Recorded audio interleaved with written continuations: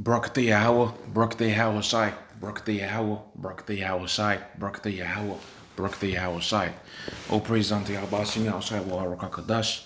Double honors unto the apostles of Great Millstone, on the sheep offers the people pushing this truth and sincerity throughout the four corners of the earth. This is gonna be a video. I'm gonna call this video if I'm gonna base it on this song, right? By this, they had this song in 1996 called "If I Ruled the World."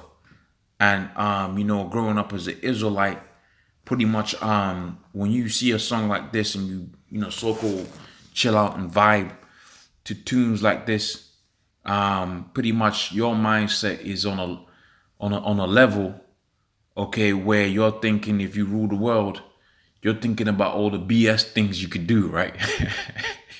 all the shit that you can get away with. All right, where here at Great Millstone we have a thing that we say you gotta have a ruling class mentality. All right, having three Mercedes Benz, okay, the top range of them outside a 16-bedroom house, all right, with one wife and three kids is not a ruling class mentality. Now that might even the way I said it, okay, it might sound good or whatever, but that's not a ruling class mentality, man. See, what you're gonna find out is kings have slaves, okay, and a ruling class mentality. You're really looking at your enemies as your slaves. They're gonna be your subjects. Now let's look at it from the current state of affairs. You got the elite banking families, the Rothschilds, the Rockefellers, the DuPonts, and so on and so forth that run the world right now. And you got the Negroes, Hispanics, Native Americans that are on the bottom of that. Now, when you check out the history and you find out who was ruling prior to the elite banking families coming into power around about the 1600s, underneath the family known as the Borgias, then you find out that they've made sure that their main enemy, the Negroes, Hispanics, Native Americans, was at the most bottomest of the class. Not only that, they've made sure that all the other competitors, if you will, the Elamites, the Moabites, the Ishmaelites, are subject unto him, and they've used the monetary system as a means of making sure that their subjects remain their subjects. All right, so they rule the world and they have slaves, they have gold. They're not dealing with Federal Reserve notes. When you're looking at the elite banking families ain't talking about how much cars that they have. They're talking about how much land they have, how much vineyards they have, how much horses that they have on those plots of land. They're talking about what villa that they're gonna stay in out of the ones that they have. They're talking about the bottle of wine that they've put away for 20 odd years that came off of their vineyard. All right, or they're talking about generational vineyards. Their great grandfather basically bottled a bottle of wine off of that vineyard 20 years ago. 50 years ago, and they're gonna pop it for their so-called birthday or whatever. This is what's known as a ruling class of mentality, man. And this is the mindset you Negroes, Hispanics, Native Americans have to adopt. Because when you read the scriptures and you understand what the scriptures is talking about, you quickly getting into finding out that we're the ones that are gonna inherit the wealth, man. The scripture says within the book of 2nd Ezra, the 6th chapter on the 9th verse, that Esau is the end of the world. See, they're in rulership right now, but that rulership, it ain't gonna last forever, man. The scripture talks about they better is the end of everything, that the beginning thereof. This is the end of their world. This is gonna be good for us, but it's gonna be bad for them because, as you're gonna see within the scriptures, they're walking right into slavery. Just like how we became the bottom of their society, they're gonna become the bottom of our society. So I'll start this particular lesson within the book of Psalms, the 149th chapter, and I'll do my best to keep some kind of consistency, but I might just go with it on the fly, jump around on topics. The book of Psalms 149 and 7. To execute, now I would have to read from 5. Let the saints be joyful in glory, let them sing aloud upon their beds, let the high praises of Yahweh Hashem Shai be in their mouths, and a two-edged sword in their hand, to execute vengeance upon the heathens and punishments upon the people, to bind their kings, our kings, us as kings, us as a nation of kings and priests, are going to bind their kings within with fetters of iron, and their nobles, with chains, and their nobles with fetters of iron, and we're going to execute vengeance upon them. The judgment written, right? This honor have all the saints, praise ye Yahweh Shem Yahushai. So that's like a beautiful thing where the Mosai is going to flip over the tables and have it where the so-called enemies, well, not the so-called, the enemies that we have right now, they're going to become slaves to us. And the thing of slavery is a beautiful thing. All right, the scripture says within the book of Revelations, which I'm getting here in the background, he that leadeth into captivity shall go into captivity. This is a just balance. And it goes to show you that if you have a ruling class mentality, really you're going to be thinking on a higher plane, right? You're talking about you're talking about being CEO of this record label. Look, man, when we get set up in the kingdom, running a household is going to be a beautiful thing. Because let's really look at it from a ruling class mentality. What does running the household mean, right? Let me read the scripture and I'll answer that. All right, Revelations 13:9. If any man have an ear, let him hear.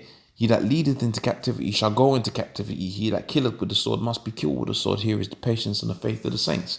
So he that leadeth into captivity, he that was going to lead into captivity, that person was going to be taken into captivity, man.